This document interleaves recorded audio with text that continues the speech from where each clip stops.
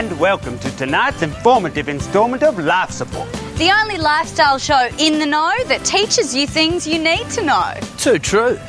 I'm Life Support's DIY handyman, and when it comes to do it yourself, that means in the kitchen too. Tonight, Todd's back at the burners, cooking you a tantalising and tasty treat. Oh, Todd, mate, we've all missed your culinary creations. Yeah, we'll miss no more, Missy. I'm Sigourney, and as a modern woman, I feel it's important to make the best of a bad situation. That's why tonight I'll be showing you how your handiest man around your home could be your stalker. I'm Penny, and right now, that's all you need to know. Tonight, I'm going to show all you babysitters the quickest and easiest way to get those babies to bed. How's it? Dr. Rudy here to better the lives of all you average Australians. And I'll be doing that tonight by showing you one of my favourite ways for civilised and sophisticated men to tap into the secret desires of all modern women. That sounds exciting, doesn't it, girls? Well, with Todd in the kitchen, Penny in childcare, Dr. Rudy in the meat market, and me in the home, sounds like we've got something for everyone. Well, it sure does. So let's not keep the whole of Australia in agonised anticipation. No, let's put on a show.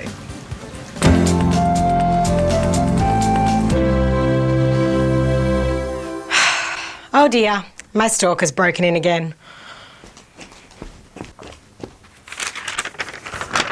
I love you, I'd do anything for you. Oh, but I will kill you if you can't be mine. Blah, blah, blah.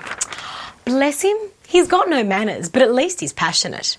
So if you've got a stalker who keeps breaking into your house, well, today I'm going to show you how you can put all that misplaced energy to some positive effect. If your stalker says he'll do anything for you, then hold him to it.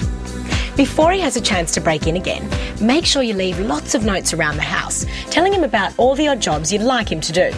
And make sure you leave the notes somewhere he's going to find them. For example, here in my shoe collection, I've written a note saying, "Before you try on all my shoes, could you please mow the lawn?" And here in my underwear drawer, my note says, "Before you rub my underwear all over your body, be a darling and change the light bulb in the laundry." And for the middle of the bed, my note says, "Before you lie on my bed and masturbate, would you mind getting the leg of lamb out of the fridge and putting it in the oven at 200 degrees, then parboiling a dozen potatoes? Oh, P.S. You have to peel the potatoes first." And that's all there is to it. Sure, he's still going to go through my underwear drawer, stretch all my shoes and stain my sheets, but at least this way, he'll be doing some odd jobs about the place as well. It's almost like being in a normal long-term relationship.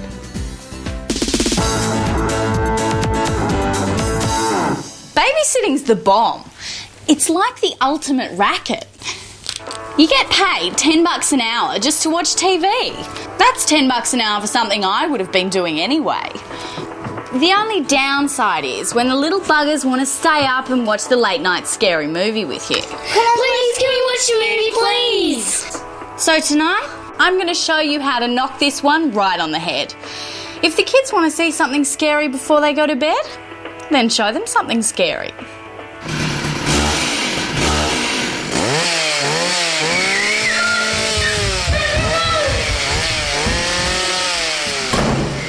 And that's all there is to it.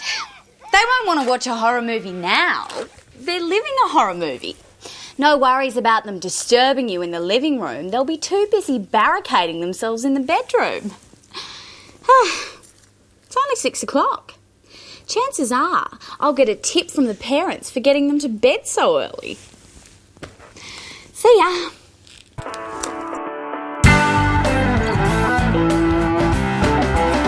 Yeah, g'day. As you all know, I'm always showing you how to turn the freshest produce into exotic taste sensations that delight the eye and thrill the palate. But I also know that most of you, like me, love the sustaining sugars and full-flavoured fat of fast food. So tonight, I'm going to show you how to prepare a complete meal that'll impress even the fussiest fast foodie. Now, so much in food is in the presentation, and for that, you don't have to be the best cook, but you do have to be good at building stuff, and that means using the right tools, pastry cutters, melon ballers, and even a simple sauce bottle. Now, for the fast food, you want something that's going to be simple to work with, obviously delicious, but more importantly uses a variety of ingredients. And that's why I've chosen this KFC two-piece feed. Chicken, coleslaw, potato, gravy. And if you think that looks tops now, you just wait until we're finished with it. Let's get to it. Now firstly, make sure that your two-piece feed is well rested. Then, pour the gravy from the mashed potato into the sauce bottle and set that aside for later. Next, take the pastry cutter and place it in the centre of the plate. Then, carefully fill that with the mashed potato. Look at that. Perfect. Now, take the chicken and remove the skin, being sure to keep the skin in one piece. Then, simply bone the chicken and arrange it on top of the mash, trying to get as much height into the presentation as possible. Then, using the skin that you've set aside, slice it into attractive shapes. And then, veil the top of the chicken with the crispy skin. Next, use your melon baller to place 3 domes of coleslaw around the potato and chicken. Now for the sauce. Take the remaining slaw and place it in the food processor. Just add a splash of water and a pinch of salt and give it a quick whiz. Push that through a sieve and you've got an elegant coleslaw coulis. So, just pour that carefully around the potato and then finish the whole dish with a ribbon of gravy from your sauce bottle.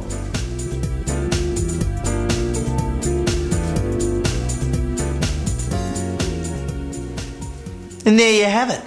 A tower of 11 spiced chicken on a bed of potato puree with a chiffonade of crispy skin and a simple coleslaw coulis. The KFC two-piece feed, complete with all the fats and sugars you love, but with the presentation your foodie friends prefer.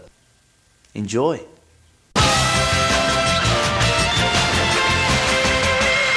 Well, I hope you're all enjoying the show as much as I am.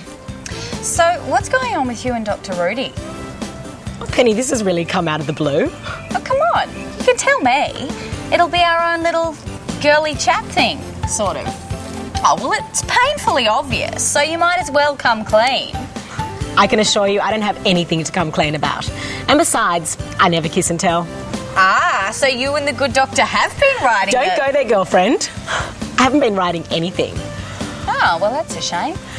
Yes, I'll admit that since his facial renovation, I have become quite attracted to our resident doctor. Oh, well, that doesn't surprise me in the least. Well, I mean, he's really your type, isn't he? Nigh on perfect, I'd venture. Perfect, no. Well, not at the minute with all these mysterious, threatening letters preoccupying his mind. You know he got another one. Shameless hussy. Yeah. And I was starting to think you were the one writing them. Penny, why on earth would I do that? Well, because every time we get a new letter, you get to play the comforting and consoling companion. You get to put your hands all over him. Really? Dude, it's pretty obvious. Well, be that as it may, I can assure you I have had nothing to do with those letters. Well, we're still no closer to uncovering the culprit. But we are closer to the next segment.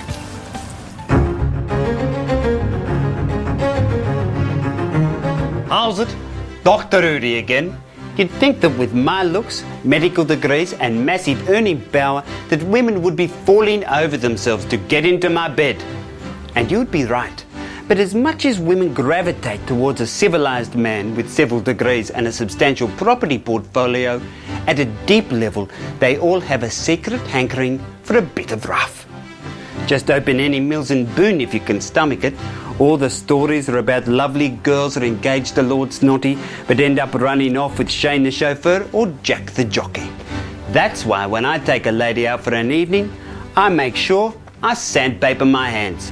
A brief rub, and my upper middle class lily whites will have a grainy, working class sheen to rival any stable boy or grease monkey. Believe me, women can't resist a sophisticated piece of rough, and when you touch the ladies with these blue collar babies, their subconscious goes crazy. So remember your sandpaper, and they'll be putty in your rough hands. Bye now. I personally don't know about the whole tradesman thing with girls because I was a tradesman for 2 years and I never got any. Women are attracted to a man scent. I swear. It's the uniform, the body, the coin slot. My ex-girlfriend actually used to like me coming home dirty, you know? There's something about transgressing boundaries of class as well as gender. There's something more taboo about blue-collar masculinity. It's less constrained or something. I guess a lot of guys are feminine these days, and so when you've got a real masculine sort of guy, it's a nice thing. But I don't know if I'd want to fling, but I don't think I'd want a relationship. As a modern woman, I love a bit of rough trade. So rough and tradesman-y. The only problem is you can never take them to dinner parties, because as soon as the conversation moves away from football or sewer management, it becomes painfully obvious that they don't know anything about anything. Now, obviously, I would never force a working man to read books. That would be cruel. But I do know a way you can gently jam a bit of culture into their head without it doing him any harm.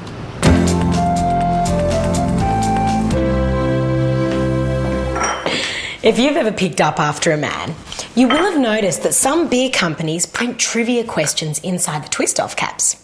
Men love reading simple trivia because knowing all the captains of the Australian cricket team gives them the notion of being clever. But anyway, seeing as this is the one piece of reading that men are guaranteed to absorb, why not print something inside the caps that's genuinely educational, like a great work of literature? Simply paint the literature carefully inside the cap.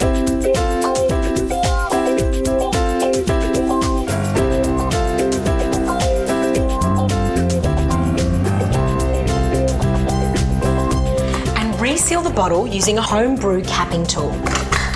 That's lesson 1, ready to go. I'm going to prepare another 23 lessons in the series. Would you like a drink? Oh, cheers, love. It is a truth universally acknowledged that a single man in possession of a good fortune must be want of a wife.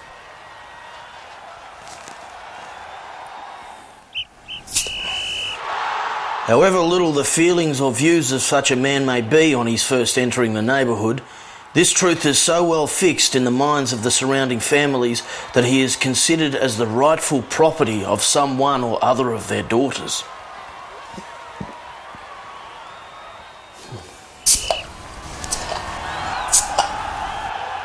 "My dear Mr. Bennett," said his lady to him one day, "have you heard that Netherfield Park is let at last?" Mr. Bennett replied that he had not. And that's all there is to it. Given that he drinks on average 5 cases of beer a week, I should get him through the complete works of Jane Austen, William Shakespeare and Charles Dickens by the end of the year. But I really enjoyed his last book. Oh, yeah.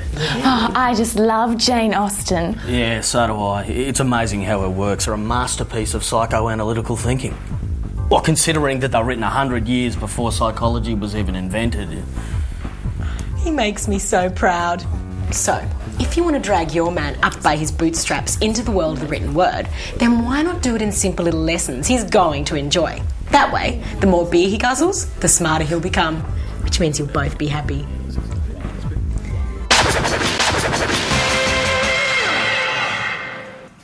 Dr. Rudy, are you aware that everyone's been talking about us? Us? Yes. Surely you've noticed that our relationship has changed somewhat over the past few weeks. Well, it would be fallacious of me to say I too hadn't felt a change. So, do you want to do anything about it? Well, I really don't know. I guess that's up to you, Sigourney. Up to me, but why? I just feel at the minute I don't want to draw any more attention to myself after the surgery and these continuing threatening letters. Oh, no, you received another one. Yes, I'm feeling quite vulnerable at the minute. I just want things to settle down and return to the way they used to be. I can understand that, I suppose. Yes, so for now, let's turn our attention to the task at hand. Yes, let's do that. You're the doctor, so I guess you know best. Let's turn our attention to the task at hand by taking a look at this.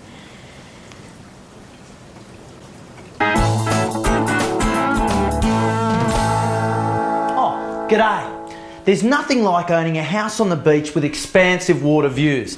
But with property prices skyrocketing, most Australians can only dream. On the other hand, this house is only 3 streets back from the beach, so it's worth less than a quarter of the price of the other place on the beach with a view.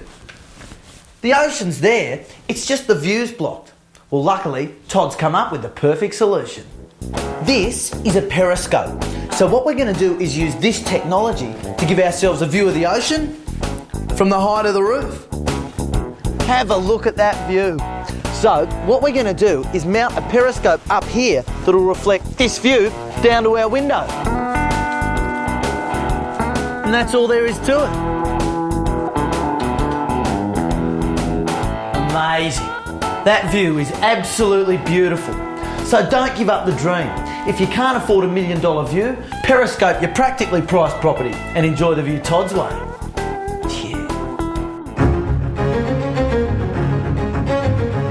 How's it? Many men suffer from a condition known commonly as fear of PDA, public displays of affection. It is simply a need for personal space in public and is a function of our desire not to look like pansies. Women, however, have an innate need to touch, and no matter how much we try and get them to stay away, they still can't help themselves.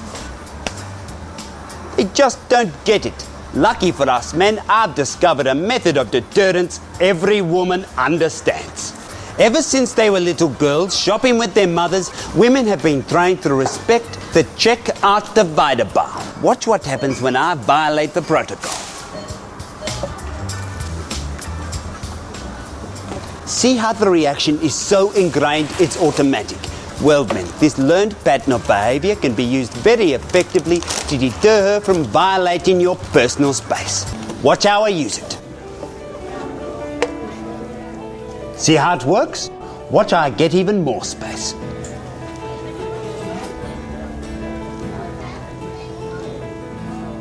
With one of these bars, you too can enjoy a relationship free of the risk of looking like a pansy. Bye now.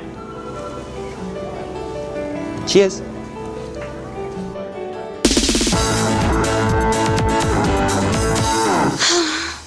Don't you hate it when this happens?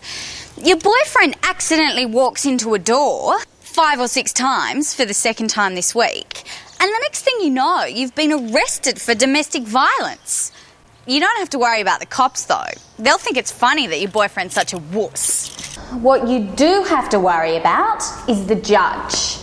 No matter how much you try and explain it, he's never going to understand just how annoying your live-in can be.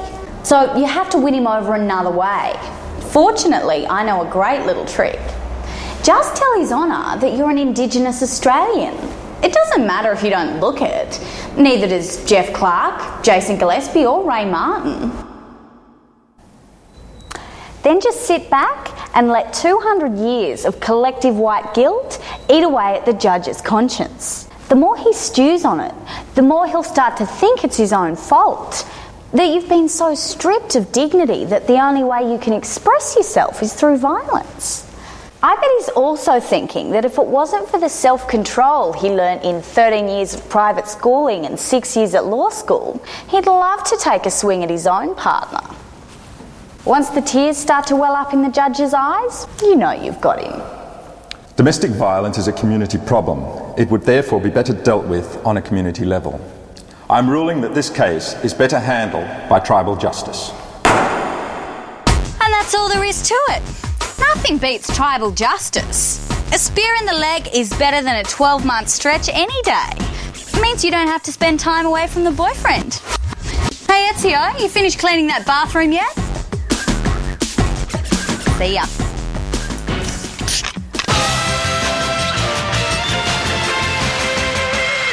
Well, Todd, judging by the size of the mailbag this week, I'm assuming the problems of average Australians are persisting. Well, they certainly are, Dr. Rudy, but not to worry because that's why Life Support's here. That's right. Remember, if you need us to show you exactly how to lead your life, simply drop us a line to Life Support, SBS Locked Bag 028, Crow's Nest, New South Wales, 1585. Meanwhile, here's Sigourney with some more modern musings and the little lady's looking tops tonight, Dr. Rudy. Yes, I'm quite aware of that. Thank you, Todd. Yeah, right.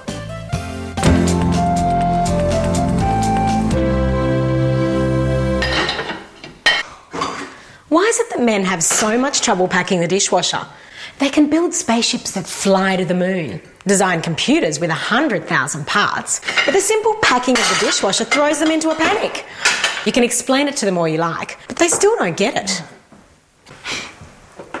Luckily, there is something you can do. Today, I'm going to show you a decorating technique that will make packing the dishwasher as easy as Watching rugby. It's really very simple. Serving plates and bowls at the back, cutlery and smaller dessert plates in their front and side compartments. But of course, men don't know about plates. So why not use a language he'll understand? That's right, use rugby. This plate goes at the back. What we're going to do then is give it a playing position on the field. It's a fullback. Now, I'm going to paint a jersey on the bottom so that he starts thinking football. Then I'll put numbers on the jersey to indicate its position. Looks colourful, doesn't it? It's on the bottom of the plate so it won't affect the design. This is an ice cream bowl. On the field, this guy would be a tight head prop. If you have any trouble with which positions go where, get your boyfriend to help. There, all finished. Now, let's test them out. No, darling, look. It's like rugby, darling. 11? That's a left winger. 2. Hooker. Yes. He's got it. Very few men know crockery, but every real man knows rugby. So get your paintbrush out and give your plates field positions. Now you can settle back and barrack for your man while he packs the dishwasher like a professional.